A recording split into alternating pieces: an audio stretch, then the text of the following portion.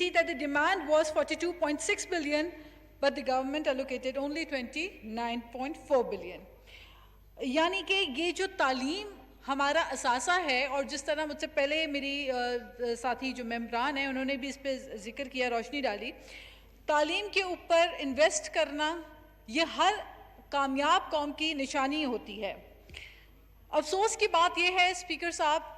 کہ ایک ایسے وقت میں جب کووڈ سے دنیا بھر میں لوگ متاثر ہیں، اور ہم اپنے ملک کی بات کریں تو سب سے زیادہ جو اس کا اثر ہے، ایفیکٹ ہے، وہ اسٹوڈنٹس کے اوپر پڑتا ہے، ان کی ایک جو سوچ ہے، اور آگے آنے والے وقت میں ایک مینٹلی ڈپریشن کا جو ایک دور آنے والا ہے اس کے بعد، اس کو ہم کس طریقے سے کیٹر کریں گے، یہ منحصر ہے کہ ہم اپنے بچوں کی تعلیم پہ کتنا پیسہ خرچ کرنا چاہتے ہیں، اور آنے والی نسلوں کو کس حد تک تعلیم کے لیے ان کے لیے راستے آسان کرنا چاہتے ہیں۔ مجھے بہت دکھ ہے اسپیکر صاحب اس چیز کا، اور میں آپ سے خصوصی طور پہ آپ کی توجہ اس بات کی طرف لانا چاہتی ہوں، جو گزشتہ دنوں میں بلوچستان میں طالب علموں کے ساتھ رویہ ہوا، آن لائن ایجوکیشن کے لیے فیسلٹیز جب نہ ہوں، جب دور دراز علاقوں میں بیسک بنیادی سہولتیں ریسورسز نہ ہوں، نہ بجلی ہو، نہ پانی ہو، نہ انٹرنیٹ کی سہولتیں ہوں، وہاں بھی اگر آپ اسٹوڈنٹس کو آن لائن ایجوکیشن سسٹم کے تھرو ان کے امتحان لینے کی بات کریں اور آن لائن ایجوکیشن کی بات کریں، تو پھر اسٹوڈنٹس سڑکوں پہ نکلیں گے، وہ اپنے حقوق کے لیے پروٹیسٹ کریں گے۔ اور افسوس کی بات ہے کہ جہاں آپ بات تو ریاست مدینہ کی کرتے رہے، لیکن اب آپ کو وقت ملا کچھ کر دکھانے کا، تو اسٹوڈنٹس کو جس طرح زدوکوب کر کے مین ہینڈل کیا گیا، اسپیسیفکلی وہ جو خواتین، جو بچیاں ہیں، جو ہماری بلوچستان کی بہنیں ہیں، ان کو جس بے دردی سے دھکے دیتے ہوئے پرزنر وین کے اندر ان کو دھکا دیا گیا، جو ان کو مین ہینڈل کیا گیا، اس کی میں شدید مذمت اس فلور پہ ہو کر کرتی ہوں۔ یہ کہیں پر بھی ایکسیپٹیبل نہیں ہے کہ اسٹوڈنٹس جو اپنے حقوق کے لیے نکلیں، اور اس پہ ایجوکیشن منسٹر بیٹھے ہیں، میں امید کرتی ہوں کہ ایجوکیشن منسٹر میری بات کو بھی غور سے سنیں، کیونکہ اس وقت شاید وہ کہیں اور گفتگو کر رہے ہیں، میری گزارش ہے کہ منسٹر صاحب بیٹھے ہیں، یہ ایک اہم مسئلہ ہے، اس کی طرف وہ توجہ بھی کریں، اور نہ صرف اس کی مذمت حکومت کو کرنی چاہیے بلکہ یقین دلانا چاہیے کہ آئندہ اس قسم کی پریکٹسز نہیں ہوں گی، ہمارے اسٹوڈنٹس کے اوپر زور آزمائی نہیں ہوگی، ان کے لیے تعلیم کے مواقع آپ کریٹ کریں، ان کے لیے آسانیاں پیدا کریں۔ جناب اسپیکر، ہم نے دیکھا کہ اس بجٹ کے اندر جو نیشنل ٹریننگ بیورو ہے اسلام آباد میں، اس کے لیے کچھ بھی مختص نہیں کیا گیا۔ There is no amount that has been allocated for the National Training Bureau Islam Abad. Then we talk of the education uniform policy education. جس طرح میرے بھی علم میں ہے کہ آپ خود ایک ایجوکیشنسٹ ہیں، آپ سے بہتر یہ بات کون سمجھ سکتا ہے کہ یونیفارم ایجوکیشن پالیسی جو کہ ہمیشہ سے پی ٹی آئی کا ایک نیریٹو رہا ہے کئی سالوں سے، اس کے اوپر افسوس کی بات ہے کہ اس سال بھی ہم نے کچھ چیز نہیں ہوتے ہوئے دیکھی، اور بلکہ یہ سنا کہ کل وزیر اعظم صاحب نے کہا کہ اگلے سال، تو یہ اگلا سال کب آئے گا؟ جو یہ بڑے بڑے وعدے کیے گئے ان کے اوپر اگلا سال کب آئے گا؟ پھر ڈیولپمنٹ میں اگر ہم دیکھتے ہیں تو there is no new university speaker صاحب، اس سال کوئی نئی there is no new university added into the recurring grant stream of HEC during the fiscal year of 2020-2021. This is very unfortunate and this is very sad. Speaker صاحب، پھر ساتھ میں یہ کہنا چاہتی ہوں کہ جو ہماری اسپینڈنگز ہیں ٹیکنالوجی کے اوپر، ٹیکنالوجی بیسڈ ایجوکیشن کے اوپر اور انفارمیشن ٹیکنالوجی کے اوپر، وہ نہ ہونے کے برابر ہے، اس کے اوپر خاطر خواہ اضافے کی ضرورت ہے، اور ہائر ایجوکیشن کمیشن کو اس کے اوپر نہ صرف اسلام آباد، not only the capital but everywhere across Pakistan, and especially when I talk of education it hurts me most speaker صاحب، جب میرا دل زیادہ دکھتا ہے جب میں بلوچستان کی بات کرتی ہوں، کیونکہ ہم بلوچستان کے لوگوں کو مزید ڈپرائیو نہیں رکھ سکتے، یہ ہر حکومت کی ذمہ داری ہے کہ وہ اپنا ڈیو شیئر دے اس صوبے کو، کیونکہ اس صوبے سے ہمیں گیس تو چاہیے، ہمیں ریسورسز تو چاہیے، معدنیات تو چاہیے، لیکن جب اس صوبے میں قلم کی بات ہوتی ہے، جب اس صوبے میں تعلیم کے لیے لوگ اٹھ کے کھڑے ہوتے ہیں، تو ان کا ساتھ دینے کے لیے کھڑا نہ ہونا یہ حکومت کی بہت بڑی فیلئر ہے۔ اسپیکر صاحب، اور میں ایک اور بات کرنا چاہتی ہوں، وہ یہ ہے کہ ہمیں کہا گیا تھا اسپیکر صاحب کہ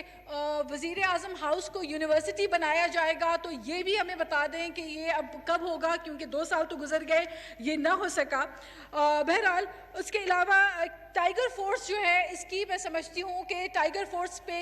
آپ توجہ دینے کے بجائے نوجوانوں پہ, پاکستان کے نوجوانوں کے مستقبل پہ, ان کی تعلیم پہ, ان کی ایجوکیشن پہ فوکس کریں. اور ایک اہم بات کی طرف اسپیکر صاحب میں آپ کی توجہ چاہتی ہوں, بہت ہی اہم بات ہے, وہ یہ ہے کہ انٹرنیشنلی اسکالرشپ دی جاتی ہیں اسٹوڈنٹس کو ہر ملک کے, اور ہمارے جتنے ایمبیسیڈرز بیرون ملک موجود ہیں, اور بہت سو سے میرے رابطے ہوئے, ملاقات ہوئی, تو بہت افسوس کے ساتھ یہ کہنا پڑتا ہے کہ اکثر کی شکایت یہ ہوتی ہے کہ دنیا بھر میں جب ان ممالک میں ایجوکیشن کے اسکالرشپ کے لیے پاکستان کے لیے راستے کھلے ہوتے ہیں, اپرچونٹیز ہوتی ہیں, سیٹس اویلیبل ہوتی ہیں, تو یہاں سے رسپانس نہیں دیا جاتا.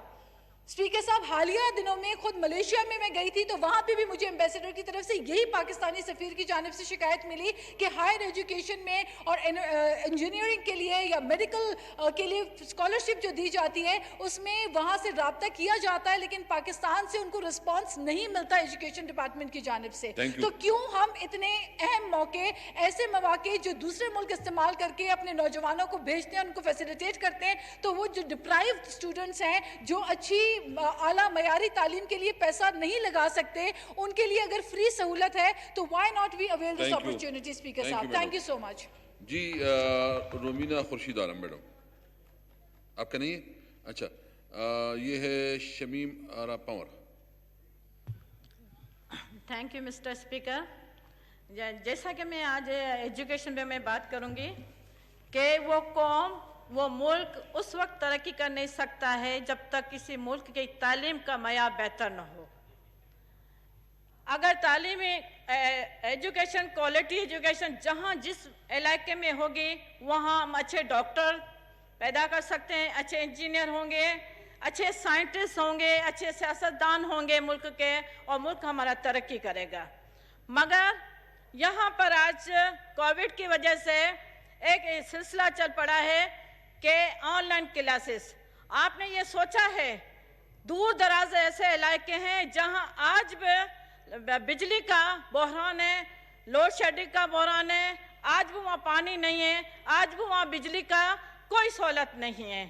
کنیکشن نہیں ہے. تو آپ کیسے یعنی کہ یہ رزلٹ دیں گے کہ وہ اسٹوڈنٹ جو آن لائن کلاس لے کر وہ اپنا رزلٹ دیں گے؟ میں نہیں سمجھتی. تو میں حکومت سے مطالبہ کرتی ہوں کہ آپ اس چیز کو غور کریں کہ ان ڈیزرٹ ایریا میں دیکھیں جہاں کوئی وائی فائی کا کوئی بھی انتظام نہیں ہے, نہ 4G ہے, نہ 3G ہے, نہ کوئی سسٹم ہے وہاں پر. ان کا آپ نے کیا سوچا ہے, ان کے لیے آپ نے کیا انتظامات کیے ہیں؟ تو میں مسٹر اسپیکر آپ سے یہ ضرور کہوں گی کہ آپ ان دراز علاقوں کے لیے سوچیں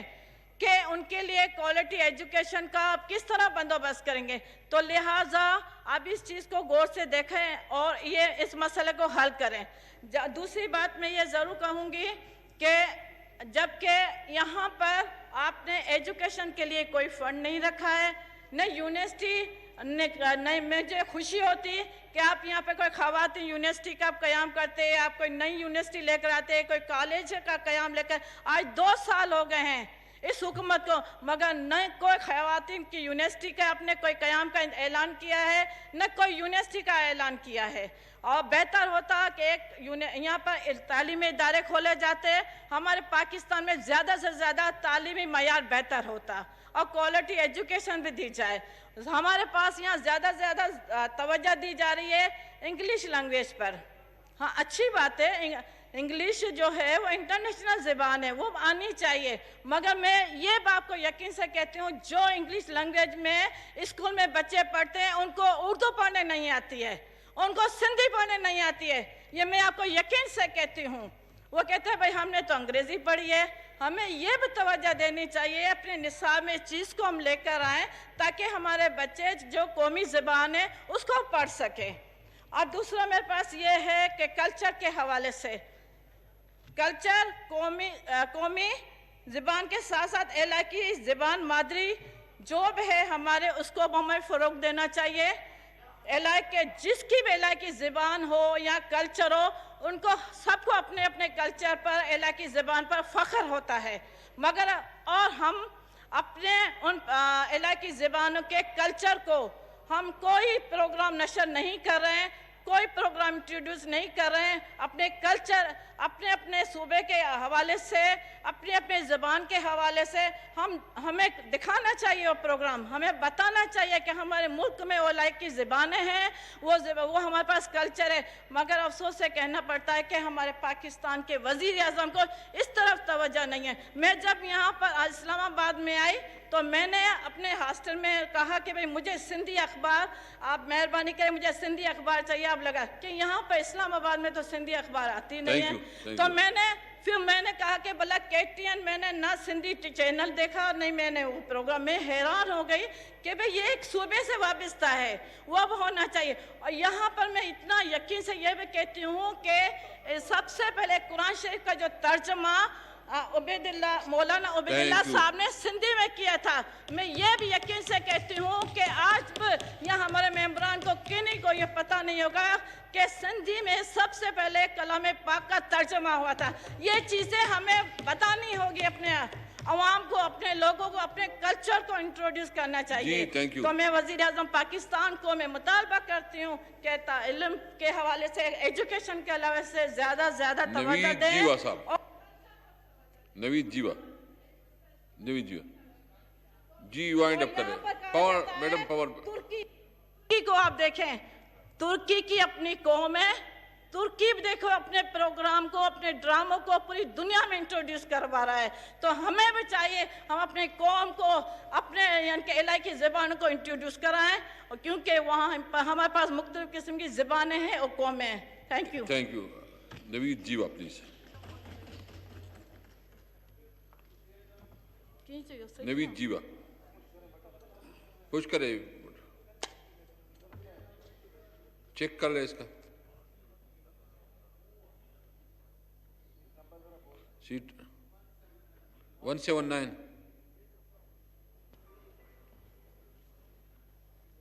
बिस्मिल्लाह। शुक्रिया जनाब स्पीकर।